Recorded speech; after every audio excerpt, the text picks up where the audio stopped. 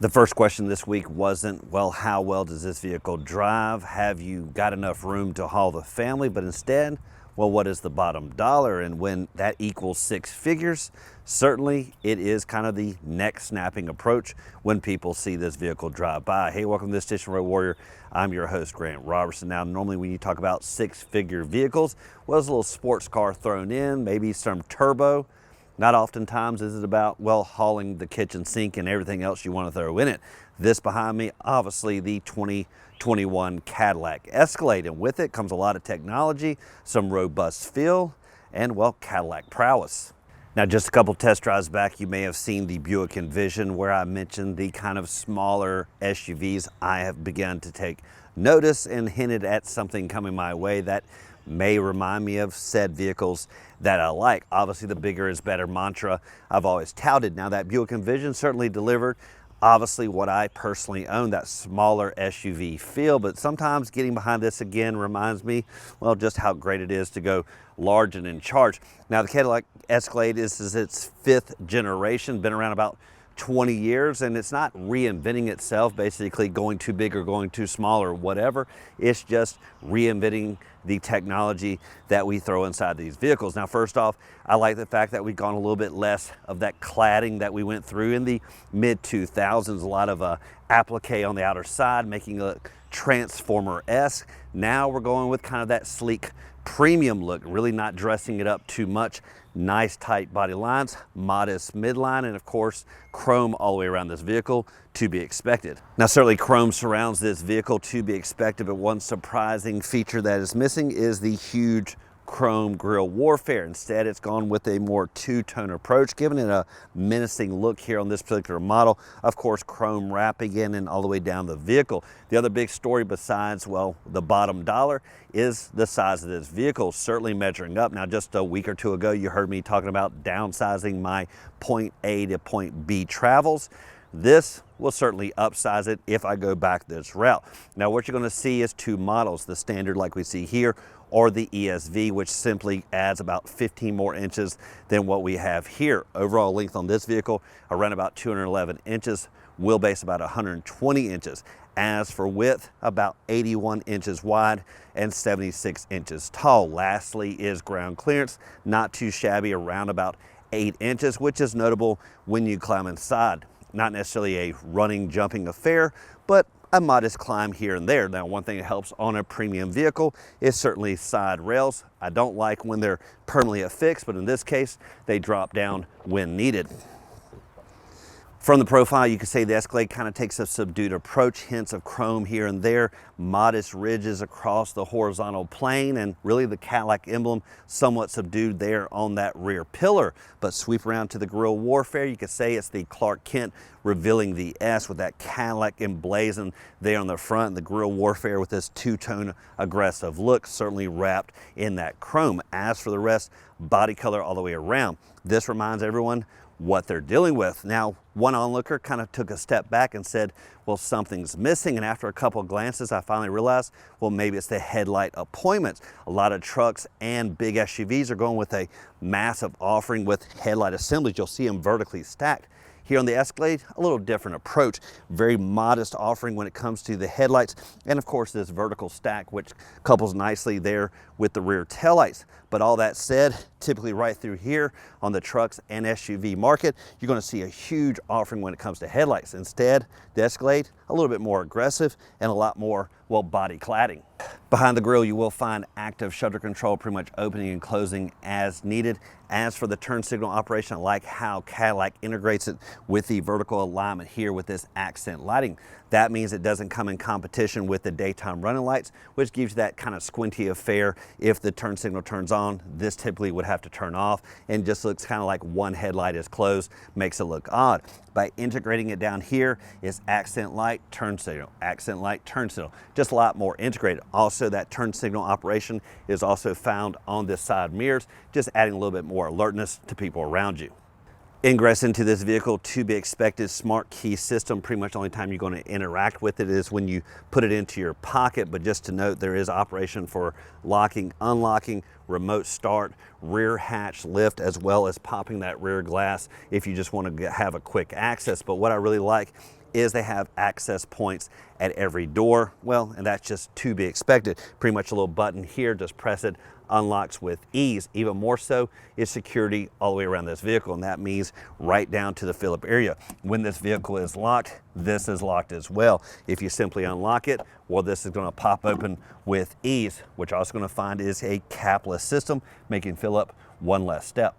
With the size of this vehicle, it's certainly about passenger comfort, but also the ability to transform it from people to cargo in one fell swoop. And with this being a Cadillac, well, they take it to the next level of convenience. Now, before we dive in, let's talk about, well, the design features back here. First off, vertical rear tail lights, turn signal operation here on the outer side. Also, huge bank of glass, serves two purposes: great view out the back, as well as quick access for cargo. Instead of lifting the rear hatch, we'll just simply press a button over here, gonna pop open with ease, and now you can just simply dump things in. The reason why it's able to do that is because the windshield operation, sometimes found here on SUVs, well, it's tucked underneath here, and that's because of this elongation, which really hides the operation, and it simply swings down when needed. Other design features, body color all the way around here. The Superman S we found at the front, well, it's gonna be found here at the back. A little sneaky operation, I'll show you in just a second. Body color all the way around. Nice chrome tipped out exhaust, as well as the operation for the trailering hidden right here because, well, it just looks ugly and you only need it when you need it. As for trailering capabilities, depending on what you have up front, around about 7,800 pounds on up to 8,200 pounds of towing capability. But the big story is the ease of access, and there's several ways to do it. Simply wave your foot back here. You'll see a little Cadillac emblem there on the ground, or you can interact with the key fob, or if you lose your way and try to find the release button, well, it's hidden right here. Just simply press right there. This is going to rise to the occasion with ease and give you a huge amount of rear access to put things inside. Now, when it comes to cargo space back here, you're going to find it in the typical vertical sense versus horizontal, with the third row in place, around about 25 cubic feet as you see it. Lay the third row down, it's going to more than double, taking around about 63 cubic feet. Lay the second row flat as well, a huge amount, around about 109 cubic feet. Really a nice, flat, seamless floor. And the way, well, Cadillac does it is they make it nice and easy with the operation found here on the outer side. Now, what you're going to do is just simply press the corresponding buttons. It's going to lay it flat, and it does it fairly quickly. Now, one hint, I've already moved that second row forward just a hair, basically allowing that operation to happen. Now those second rows can be laid flat real nice and easy. Obviously, if you need to go full force with the cargo, just simply press these buttons and it tumbles that second row forward. Under there's two options. This one coming with the 6.2 liter V8 engine that delivers around about 420 horses and 460 foot-pounds of torque, or you can opt for the 3.0 liter inline six-cylinder turbo diesel. Now, that delivers the same amount of torque, but a little bit less when it comes to horsepower, around about 277. Both engines coupled to a 10-speed automatic. Now, the Escalade comes in two-wheel drive or the as-equipped four-wheel drive like we have here. Decent tires at the four corners, 275 50s, wrapping a massive 22-inch wheel. What I also liked is the more matte look to the chrome versus it being blinged out. That's too much of a throwback Thursday. And of course, with all the chrome around this vehicle, you got to subdue it where you can. Now, as I go to climb inside, I remember those days when I was growing up in those rooms that were referred to as off limits, the good old living room that only guests were allowed in because, well, that plush carpet better not have any shoes on it. That's exactly what I thought when I looked here at the back end. This white plush carpet, too, well, pristine for even my shoes to grace their presence. One thing I'd argue is maybe Cadillac throw in some nice rubber cladding or even darker look to the carpet, because this is still a utilitarian vehicle and there's going to be some mud and muck thrown back here, or at least somewhere to put your shoes before you get inside. Legroom numbers, you're going to find a whopping 44 inches in the front, 41 inches here in the second row, and not too shabby, just shy of 35 inches there in the back. Now, what you're going to find on this particular model are captain's chairs. Nice ease of access there through the middle. Decent overall comfort there in the third row. But before you get there, let's talk about transforming this either to cargo, passenger comfort, or just ease of access. Now, where it's going to start is these handles right here. And this one right here actually is replacing that typical bar found down low. Instead, you just simply pull this and then you can slide the seat forward or back with backward with ease. Now what you're also going to find here is the folding of the seat. First off, just simply pull that. That's going to make it lay flat and tumble it forward. Now if you pull it again, well, that's going to make it even tumble more, making for a nice ease of access there to the third row. Now the back seat is about an 80-20 split, making for vast options when it comes to cargo or people. You also have conveniences in the sense of cup holders on either side and these little niches that can hold your phones, let's say while charging. Now one thing that may not have caught up with the Cadillac is, well, USB-C connections. What you typically going to find with most charging are USBs, but this USB-C is kind of where everything is headed, so make sure you're well so equipped when you go to charge up. Being in the lap of luxury may still be even an understatement when you climb inside this Escalade and take one glance at the dash with this huge OLED display that wraps and sweeps all the way over to the infotainment system, the first of its kind that I've seen in the industry, all culminating here with the infotainment system. Now that is kind of an arm stretch away, but everything is made simple with this nice, simple control knob. With the infotainment system being really an arm stretch away, interacting with touch control will be somewhat minimized. Instead, you will use the central knob. I like how ease of use it is, specifically when it comes to selecting your station. Just simply press there and it'll give you kind of this toggle sweeping approach, allowing you to really dial in your special station with ease. What I also like is that does translate over here to the gauge cluster on the right side, allowing the driver to look kind of quickly down versus over to the right. Also other information when it comes to gas fill up and the range down below.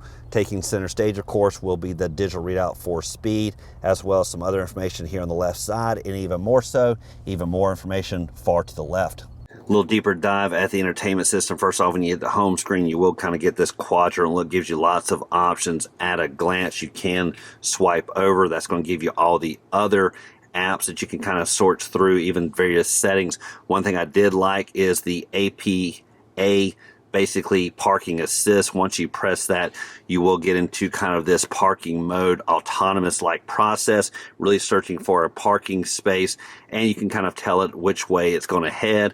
And naturally, this vehicle for novices can park itself when needed. Now this vehicle has great interior lighting. You can really get into the weeds of what you prefer, getting to the settings here, pick your favorite color, even get down to the color wheel selection.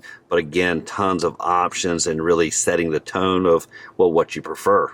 Keeping everything nice and sleek goes right down to the climate controls with pretty much toggle up and down options. First off with fan speed here in the middle, nice illuminated controls right up above, right down to automated approaches when it comes to vent selection. Obviously dual zones up front, allowing you to really kind of select your comfort zone overall. Now controls for heating or cooling the front seats, not going to be found here, but instead on either door, simply in the approach up here. Fan cooling right over here on the left side, or dual approaches when it comes to heating things up. And over here on the right side, it looks just like a display that really don't have much interaction with, but it is touch sensitive well. Now what we see here is just various information as you're going down the road, but if you press this right here, gives you some other options with gauge, map, and AR camera. Also the night vision. Now I remember night vision from way back, Throwback Thursday, so night vision is nothing new to Cadillac. They're just obviously perfecting it anytime it continues in their models. Also heads up display, tons of options again right over here. And always this is great where they place it because it's barely a glance down, so you can do some modest changes as you're going down the road. Now just to give you a heads up, where the night vision ends up is right here in this huge OLED display, right? But where typically there's tons of other information. Right now it's not dark enough, but I will hopefully get you some nighttime driving to display here. Really, again, taking this vehicle to the next level with premium innovations. Now I mentioned earlier about the front and back cameras adding to the overall safety, but that was only scratching the surface of the options. As you can tell over there on the far right, really surround view on this vehicle, and almost kind of like the 4K level, really just crisp, nice imagery. And you can simply just go through the various options, overhead, wide angles, side angles. All these various angles really give you a nice picturesque quality around this vehicle. Naturally, if you do equip this vehicle with a trailer, gives you tons of backup options, allowing you to safely navigate coupling up, as well as again the various functions that go along with this camera system. And as you can tell, the 360 view really gives you this overall look of what's going on around this vehicle, and it makes you feel like it's, well, the virtual world. Now, there's certainly a learning curve to owning a Cadillac, but also just the same as people interacting with it. So sometimes when you pull up to pick up something, oftentimes you don't have to get out of the car, they'll load it for you. Sometimes they're just too big for the standard space, so you may have to assist them because, well, they may not know how to tumble the third row, and that's going to be made simple right above the driver with this interaction here. Also, the height for the rear hatch, you can adjust it as well with this knob.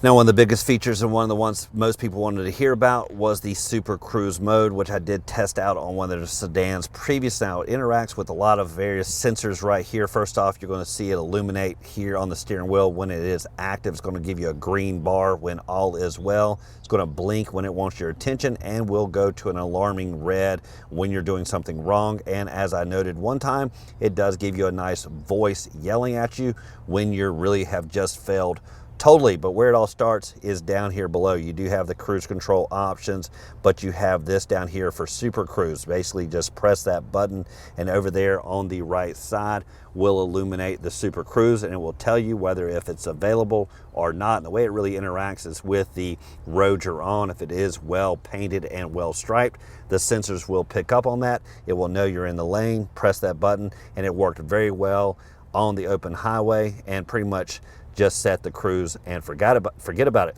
Another nice feature though is when you come up on slower traffic on cruise, you can just simply turn the turn signal on. The vehicle will know you want to change lanes. It will change lanes, will let you know when it is complete, turn the turn signal back off. Once you pass, you get back in the right lane, just simply turn the turn signal on again and it goes over. Really nice and safe maneuvers. Keeping everything nice and sleek can be found right through the center console, keeping everything nice and hidden when you're not needing, because cup holders just proverbially aren't pretty, so why not hide them under this covering? Once you need them, of course, this opens right up, giving you nice dual cup holders, and I even found this handled smaller drinks as well, and again, connectivity in the form of USB-C and USB.